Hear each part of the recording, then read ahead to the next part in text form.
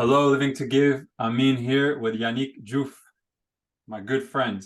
We play a lot of soccer together, and unbeknownst to me, he's doing some wonderful, wonderful, magical, impactful things in the community. So, who is Yannick Diouf? Yannick is a professional in the housing finance industry with a big passion for making homes accessible, finance understandable, and putting solutions at an arm's reach for the most vulnerable in our society. He's born in Dakar, Senegal. Yannick was the co-founder, head of finance and operations for 5 years at Undocu Black Network, a nonprofit organization that works to allocate resources to Black and undocumented immigrants in the US. He earned his bachelor's in business management right up the street from us here, right up the road from DC at the University of Maryland in College Park in 2016. And he's extremely passionate about business and investing in his community. So Yannick, how are you feeling today? Thank you for joining us, sir. Thank you for having me. I feel excellent. Happy Friday. Happy Friday. So at the time of this recording, it's 5:12 p.m. We're both wrapping up our workday, and we decided, hey, you know what? We got to give back to the community. I'm originally from North Africa. You are from West Africa, the beautiful Teranga, I think it's called. Yes, So that's what right. is Teranga? What does that mean? Excellent question. So Tiranga is translates to hospitality, right? It's kind of a big pillar of our culture where we understand the role of living in a community, to understand the importance of giving back, we understand the importance of supporting each other, and we understand that alone we're pretty much nothing and we're not guaranteed survival, but together we make up for our weaknesses, right? And we're able to support and uplift each other. Hmm. And it kind of intertwines a lot with religion, but overall the idea is to give back, and be compassionate and just really, really overall decent, really good person. And you see that kind of a little bit everywhere throughout our culture. And oftentimes when people say they meet Senegalese people, we're quite very nice. So, except me, of course. So giving is really part of the fabric. It's really intertwined into, you would say, Senegalese culture. That's right. That's right. That's beautiful. So another thing that I find quite beautiful is the design here of your book, Yeah. your Isn't it first dope? book. It's amazing. So explain to us a couple things. What is, and I want to make sure I'm pronouncing it correctly, Doundale? Dundal. Doundale. Okay, what is Hmm. Doundale and where have you been inspired by these very beautiful, art? Yeah. So Dundal is a word in Wolof, and Wolof is the primary language spoken in Senegal. It just means to live and thrive. Hmm. Okay, so Doundale means to live and thrive. Teranga means hospitality, right? And these are all things that seem to relate back to fulfillment. So, what inspired you to write this book? What is the message? What is the mission and the purpose? Yeah. Can you hear me? Were you able Yeah. to hear? Okay. Going back real quick to your previous question, Dundal really means the to live and thrive, right? It's a word derived from Wolof, and that's the primary language spoken in Senegal. I Hmm. noticed that oftentimes us as immigrants, when we come to the United States, we come here to just survive, right, and do our best. And a good number of us thrive, but the overwhelming idea is to just survive and get by so that things can be better. But I'm arguing that there's a better way to live in a way filled with abundance. And we can thrive and actually live a pretty happy life, even if you're a first generation immigrant. But it does take some intention, it takes planning, it takes discipline, it takes knowledge, it takes, most importantly, it takes an everlasting journey of internal reflection, Hmm. right? Like the internal thing is constant because you constantly have to discover yourself. You have to Hmm. constantly reevaluate what works for you. So that's kind of the idea behind the name. It's a lot. The cover art, those flowers are from the baobab tree. Baobab tree is known as the tree of life, and it's a very Hmm. sacred tree in Senegal, but also throughout all of Africa. It's known for its resilience. It's known for its beauty. It's known to last through droughts, needing very little water. Its Hmm. fruits carry immense amount of nutrients. Wow. The bark can be used to make different tools, even clothing. There's also some kind of a mystical heritage behind it, where a lot of the griots and the storytellers had enough room to actually go in there and kind of gather the community, as well as some other spiritual things. I could go on and on and on, but Wow. the tree itself is a big symbol and a big reflection of the country. So I decided to put the flowers all over to kind of represent what I wanted immigrants to be like. I love it. So the baobab tree seems to be a very resilient tree. It seems to be a tree that can thrive off of not too many, let's say, natural resources. So it Mhm. sounds like your message is one of resilience, but one of, hey, we're not just here to just to get by, right? Like that song. That's right. That's right. We're here to We're here to thrive. get fly. Yeah, here to get Yeah, fly, yeah. right? I That's right. love this That's right. message, a very powerful message. I think that oftentimes, I'm an immigrant as well, we limit our beliefs. We have an Mhm. internal story that we tell ourselves that, I'm not worthy. This Mhm. isn't for Mhm. me. If only this, if only that. But we Mhm. are worthy, right? So I think it's beautiful that you're really empowering the community and giving us hope and basically sharing your hospitality with us and sharing this message of Doundale, which is, hey, let's thrive. Yeah. So, There's one more symbolism you probably didn't catch. So the mm, cover of the book, the colors, if you look at it, they're green, red, and black. And mm, the color scheme is from the Marcus Garvey flag. Marcus Garvey was a Jamaican American revolutionary in the early 1920s. how do you spell his last And name? I have. Garvey, Garvey.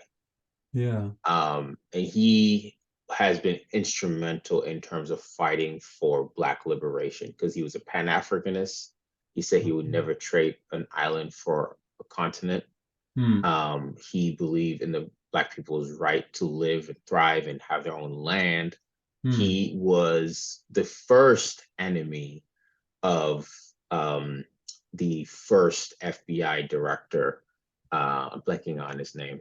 Um, let's see. I always remember his name. But anyways, the first FBI director, Marcus Garvey was the first person he targeted and did spying on. And Edgar Hoover, there you go, J. Edgar Hoover. Uh-huh, uh-huh. Um, but anyways, Marcus Garvey, he was revolutionary, but most importantly, he was one of the first, right? He influenced and really galvanized the parent of Malcolm X, right? Mm, And that impacted it. It had a heavy influence on how Malcolm grew up and his thinking, right? As well as other folks. But anyways, that's kind of the symbolism, right? But the Garvey flag really represents like us being in the States and still being black, because a lot of immigrants, black immigrants, think when they come here they're not black, but they're black, right? And that black experience is gonna be a harsh reality if that's not acknowledged. yeah. So so obviously, I was actually going to ask you, it's almost like you're a mind reader. So I certainly did not catch that theme as far as the color. So thanks for enlightening That's me. right. I would have never I guessed well, that. and the thing is, at the end of the book, I have a whole chapter dedicated to explaining everything. So Oh, cool. yeah, Almost like a index sort of to exactly. very cool to kind of To the cover. contextualize everything. Very Exactly. good. That's super helpful. I cannot wait to first off be at your book launch, which when we wrap this up, let's let everybody know where they can find you. I'll link it as well on Instagram and on our YouTube channel. But we'll let everybody know where they can come and meet you and hopefully get a book signed. Sure. Um, and so very interesting. You basically read my mind as far as what the next question was going to be, which is who is your inspirational figure, right? So not only is the baobab tree resilient, not only do you have this message of hospitality and giving, you also touched on self-awareness, which I want to go back to, right? This kind of self-reflection, which is very important to do. It's almost like in order to be fulfilled, well, you first must search within. So I really enjoyed that message. But what are some of the things that Marcus Garvey kind of did that you tie back into financial literacy? Yeah. So I think the overwhelming message from Marcus Garvey was that of empowerment Mm, of you can actually do this yourself. Like, yeah, we understand the world is stacked up against us. We get it. mm, But shut up and get to work. Like pray mm, about it, shut up and get to work type of mm. thing. My favorite quote of all time, he said, you are twice, he said, without confidence, you are twice defeated in the race to life. With confidence, you have won before you've even started. And I live by that quote particularly on a daily basis, Wow. because I understand the power of self-confidence and self-love and all those things. Mm, So the overwhelming message that Garvey gave us as Black people, but really people throughout the world, because when he came out with his newspaper, when he came out with his Starliner, he, wanted to start an industry, a boating industry, and then the FBI kind of ruined that. Um, and so newspapers, the boat, and then he also had multiple businesses and organizations and all those things on an international basis. He was also a speaker, a great, amazing speaker, mm. and a writer. Um, but anyways, that was his overwhelming message, that of self-empowerment and doing for yourself, and not really complaining, but taking responsibility overall. And that's what I want immigrants to take away, right? We're not helpless. Yes, we come here, maybe not speaking the language, having to deal with racism, having to deal with discrimination as a result of our Mm, accent. We may not be documented. Oh, by the way, we got to send money home every other week. Blah blah blah blah blah blah blah. We get it. It's mm, stacked against us. mm. But let's look at it for what it is. Let's find solutions that are already there. Let's work together and we can help ameliorate. They're not going to disappear, but we become more resistant to the BS. Sound just like the baobab tree. So, That's yeah. right. So, question for you. So, back to self-awareness now. Yeah. And thanks a lot for sharing this awesome quote from Marcus Garvey. So, Mhm. if you're not confident, you're basically got to fight twice as hard, to get through this journey of life. So, my question is, you strike me as an incredibly, not strike me as, you are an incredibly confident man. Every time I'm with you, it is a vibe. We're always having fun on the soccer pitch. Facts. When you fly past me and we're playing great music, it's just always a good time. So besides on the soccer pitch where, we find a lot of joy, how do you get your confidence, and how can someone who is an immigrant who just landed here, right? They're undocumented. They don't know where to start. How does that person who has the right to not be confident, how does that person get confident, let alone access to this kind of information? Yeah, I mean, I think there's a lot of ways to go about it. I don't know every single way, but I can surely talk about, where my confidence Mm, stems from in many places. Part of it is, I was raised by a mother who instilled a confidence in me. The other part is, I'm very clear about my mission, mm, things that I value, what I don't value, and most importantly, the last part that's really huge is I just don't care, right? wow. I don't care about disappointing people. I don't care of making people happy.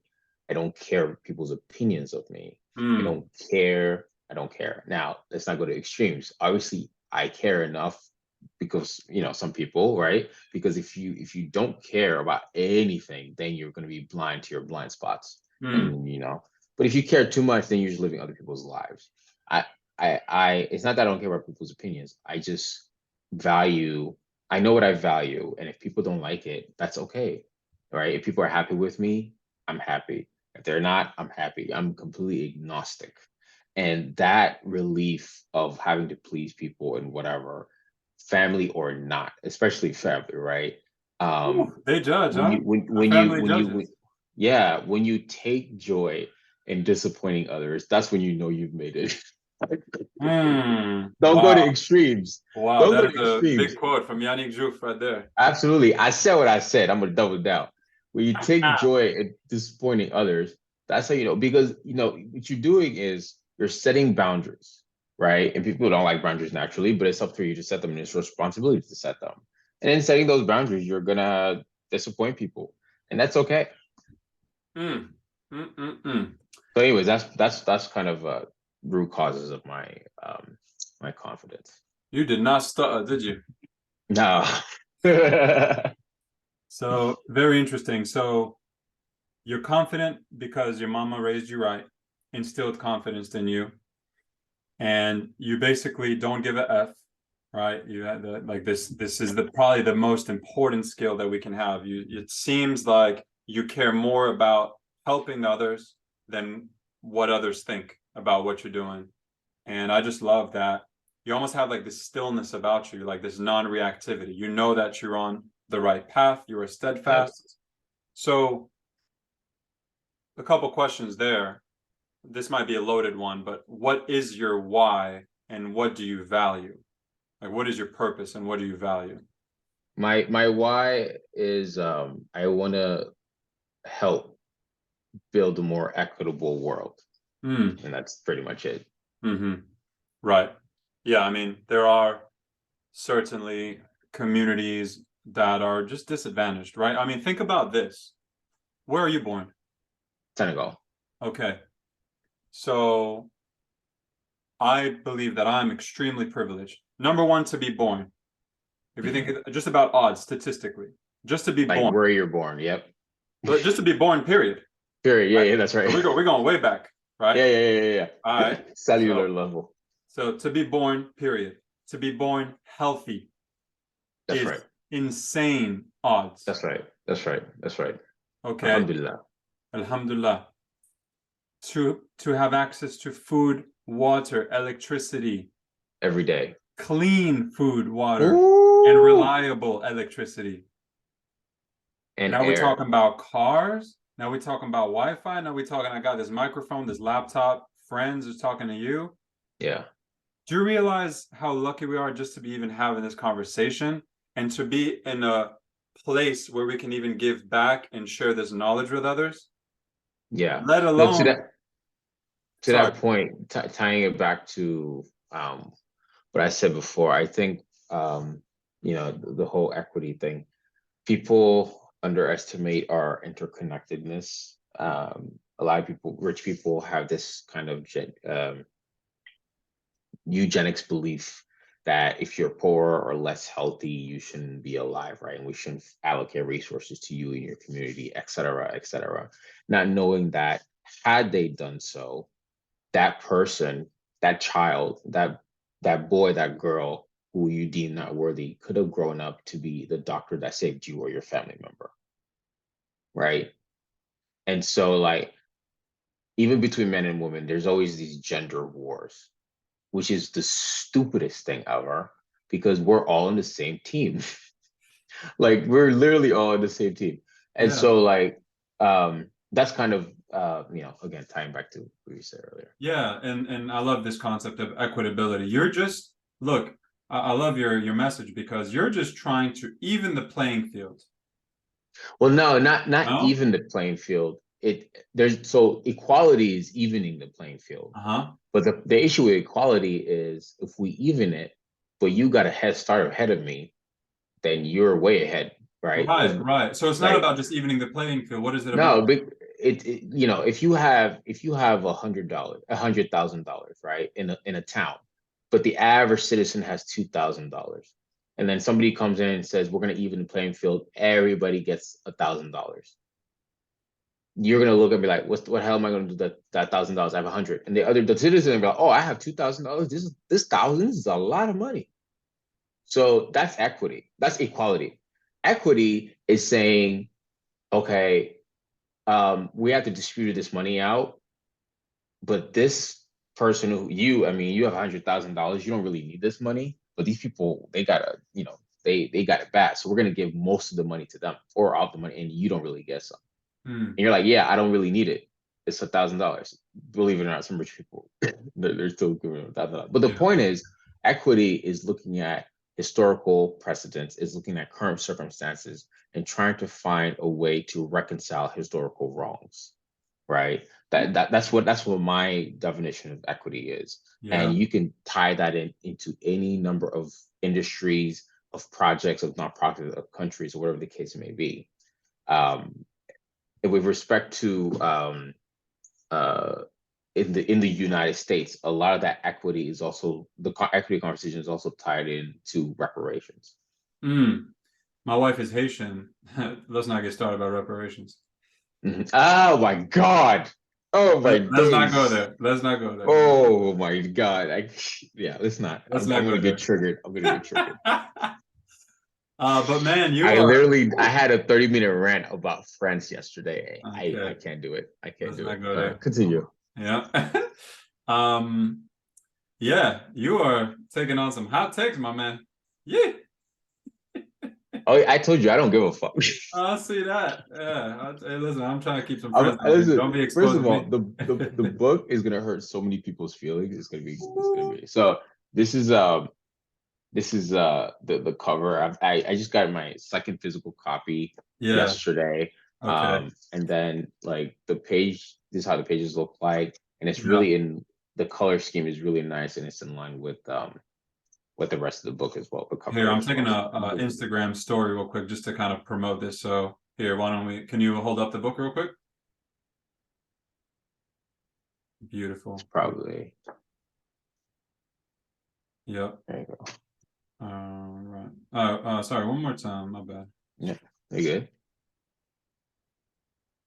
So Doundale, which means Yeah, thrive, to live and thrive. to live and thrive, not just to get by, huh? Not just get by now. We're Yeah. not doing that. Not doing Good stuff. So I love this. I mean, not only are you very self-aware, enlightened, I would say, but you want to enlighten others, right? You feel you have such the strong message and strong beliefs that you don't give a F who you offend because you feel the that. right thing to do is the I right quite thing. like. I look forward to it actually. You're about to have some protests outside your book lines, man. Oh man, bring him on! Come on, man. I've been getting and giving smoke. It's Woo! nothing new. You may So, not care. so okay, so you're born in Senegal. How long did you live in Senegal before coming here? About 8 years. Okay. Yeah, Um, about 8 years. which is interesting because you've only lived in Senegal 8 years. You came as a boy. You came to America, yeah, as a Mm-hmm. boy. Mm-hmm. Mm-hmm. Grew up in the DC area. Mm-hmm. And so, how is it that someone that I almost think like it really speaks to your mom's power and how she raised you because, and I can relate as well because I'm born here and I still Mm-hmm. I love America. I love this country. Very proud to be American and the opportunities that this country presents. I am also extremely proud to be Tunisian and African. Mm-hmm. And I love that I am Muslim. I love that I fast. I love that I can still associate with other tribes and nationalities, and I'm fascinated by cultures. But I find it very fascinating that we have different backgrounds. Like we come from far, but somehow we can be more Senegalese or Tunisian than Senegalese and Tunisians themselves. Explain that one to me. What's that about? I think sometimes what I notice is when I go back home, there's a underappreciation um for the culture, and there's a romanticization of the United States, and because the United States is the number one cultural exporter, right? Vis-a-vis. Romanticization, you said, right? Yeah, Yeah. exactly. Uh-huh. Number one cultural exporter vis-a-vis African Americans, Black people, hip hop, whatever you want to call it. Mm-hmm. And so, because it garners a lot of attention, there's a lot of popularity, no matter what you're naming, whether it be music, sports, or whatever the case may be. And um, we just admire that, right? And there's a kind of devaluation. It's not with all, but it's with a good number. So I think that might be playing to it. And then for those of us here in the States, we look to kind of connect with our culture because we don't experience that on a day-to-day basis. So we're coming up on 5-10 minutes left here. I want to be very respectful of your time, and I appreciate your Hmm. message so far. I'm really enjoying my time with you, and I'm almost regretful that we haven't spoken like this about this before. So Hmm.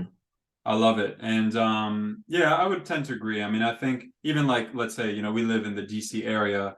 When's the last time you went to see the monuments or museums? I personally Yeah, haven't. exactly, exactly. Yeah. I only go there when I have family from out of town coming. It's like, And then I'm like, wow, this is really nice. yeah, exactly. It's like, Woo! oh wait, where do I park? Where Try do to I live go? close. I It's like live they're like 10 directing minutes us. down the You know, street. it's weird. Yeah. I lived Um, literally 10 minutes down the street. yeah, but that's just human nature, isn't it? We just take things for granted. Hmm. Um, That's right. that's why when if somebody leaves and we end up missing them, it's like, oh man. Or if Hmm. we injured, get injured, God forbid, but Oh, that's when we really realize, damn, that body part is actually pretty useful to me. yeah, yeah, yeah. I could have been playing. I It could have was been okay. playing. I could have been, doing something. Okay, so I'm very curious. Obviously, you mentioned where you get your inspiration from, right? But who has in your life directly, besides your mom, inspired you and given to you? And then who do you feel like you've given to and elevated and inspired? And that could be a family member as well. Hmm.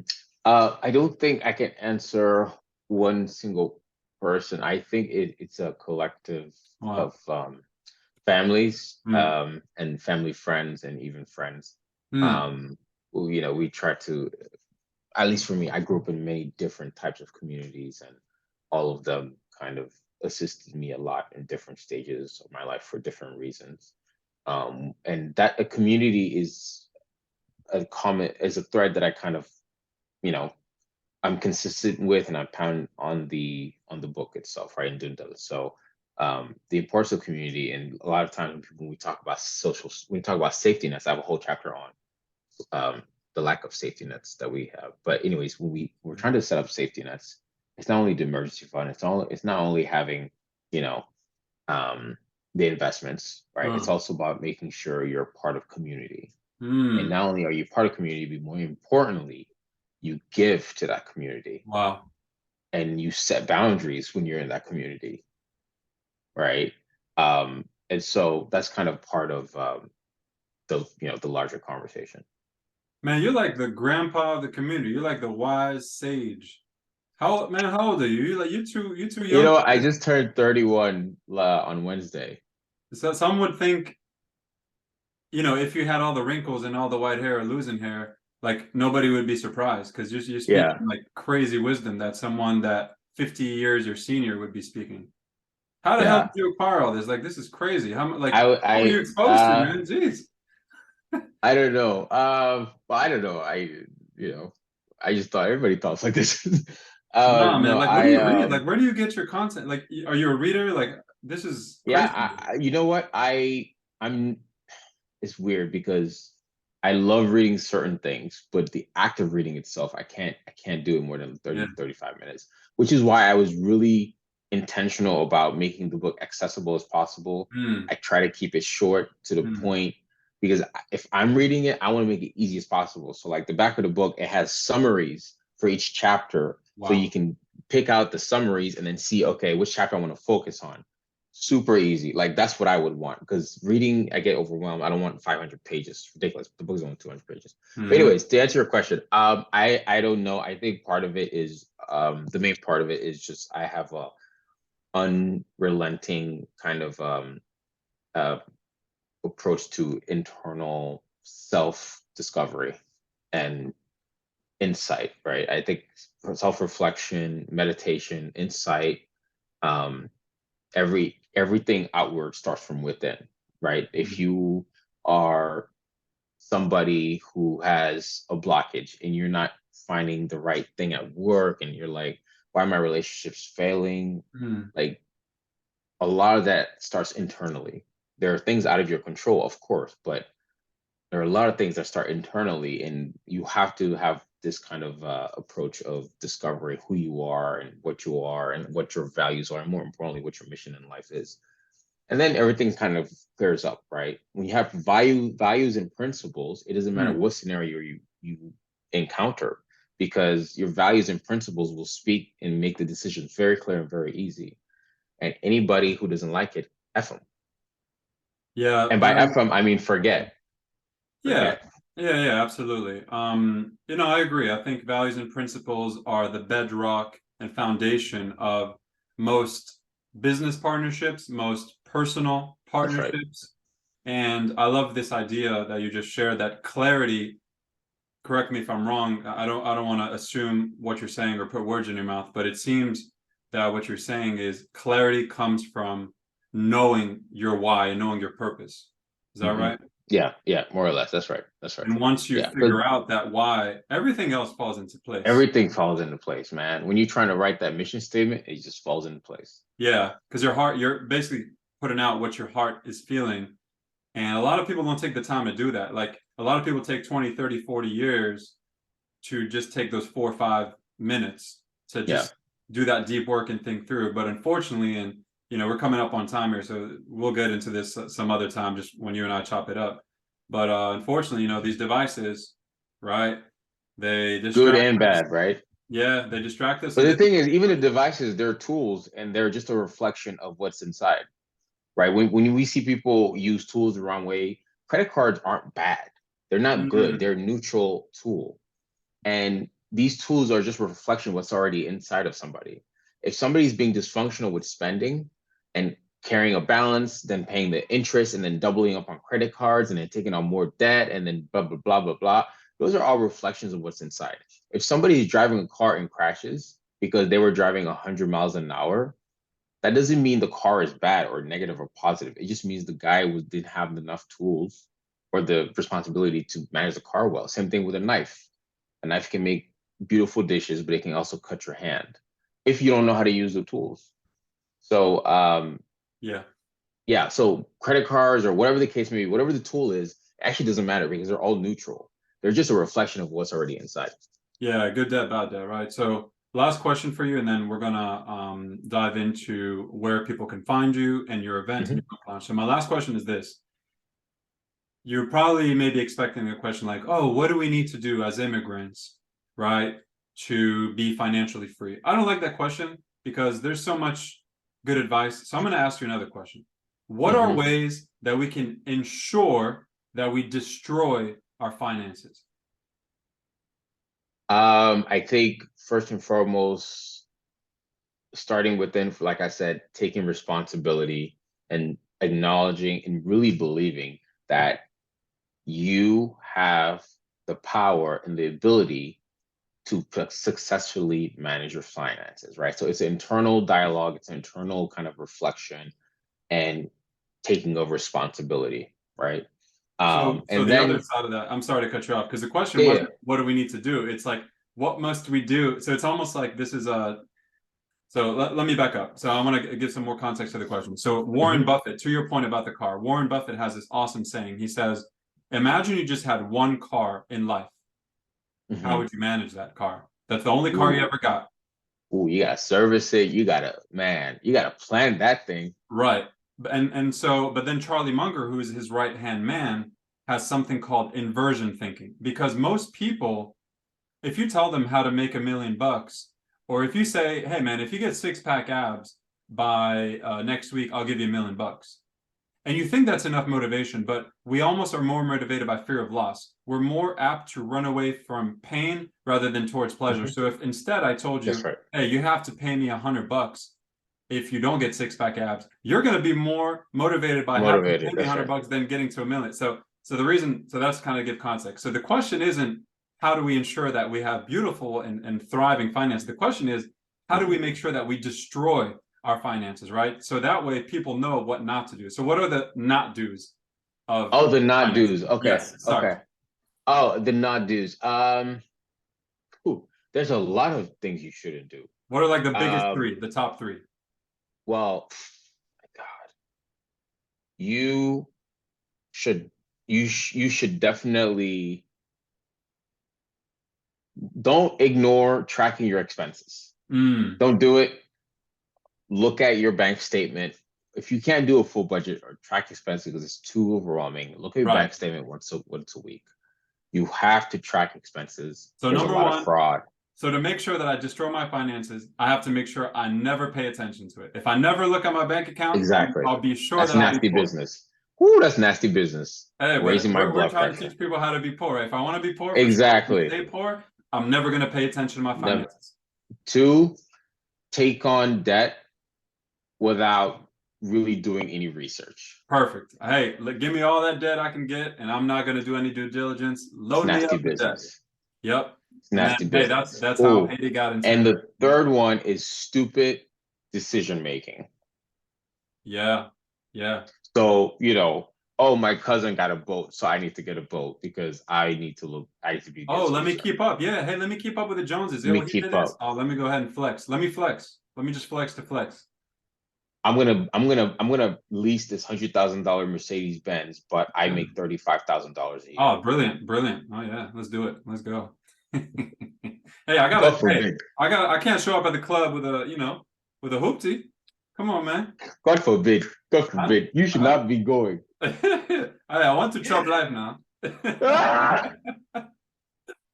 I must be flexing, bro. Oh, this is triggering. This is triggering because I know people who do these things. Oh, Lord have mercy. But it's Ah, okay. We're gonna get them right. bottles at the club, man. Come on. Oh God, you got bottles at the club, but you don't have money for your diapers. Jesus Christ. It's okay if my phone, I don't have electricity now. At least I was, had it at Right. the club. No, no, you don't have a couch, bro. What? But why do you have $2,000 pairs of shoes? Yeah, yeah, yeah. I was paid 3,000 for a dog. It's all good. Hey, Yannick, Nasty business. really, really appreciate your time. This was incredible amounts of fun. Where can people find you in March, and where can they learn Yeah. more about you? So under the my Instagram page for Doundale, um, you can find the link tree to the website, but also to the Eventbrite link where you'll be able to buy a ticket for the March 19th event that's going to be happening in downtown Silver Spring. Excellent. And Expect then to on do the that. SEM website, people can also, once the actual book drops in a few weeks, hopefully, people can also purchase it directly on there from Amazon, even. Amazing, amazing, very cool. So I look forward to seeing you then. Hopefully, we can chop it up and have some Okay. yassa and some Oh bisap. yeah. Oh You yeah. know, You know your stuff, man. come on, bro. Absolutely. So, Yannick, thank you so much for your time. I feel like we could have kept going for some time, but really appreciate your advice. Thanks for sharing how your mom has been a true inspiration to you. Thanks for sharing what Doundale means, right? To thrive. Thanks for telling us the symbolism about the baobab tree, the resilience, the fact that the baobab can thrive even in difficult circumstances, right? That's Life right. is not about getting by. Life is about thriving. So hopefully this message has empowered you, has helped you. And if you want more inspiration, hey, come show up and meet Yannick Diouf himself and get a copy of his book. It's gonna maybe not change your life, but it will certainly help It's gonna redirect be you lit. on the right path. Sunday, March That's right. 19th, 8:30 p.m. Silver Spring. Go check out the website doundale.com. DOUNDALE.com. I will see you there. Peace out.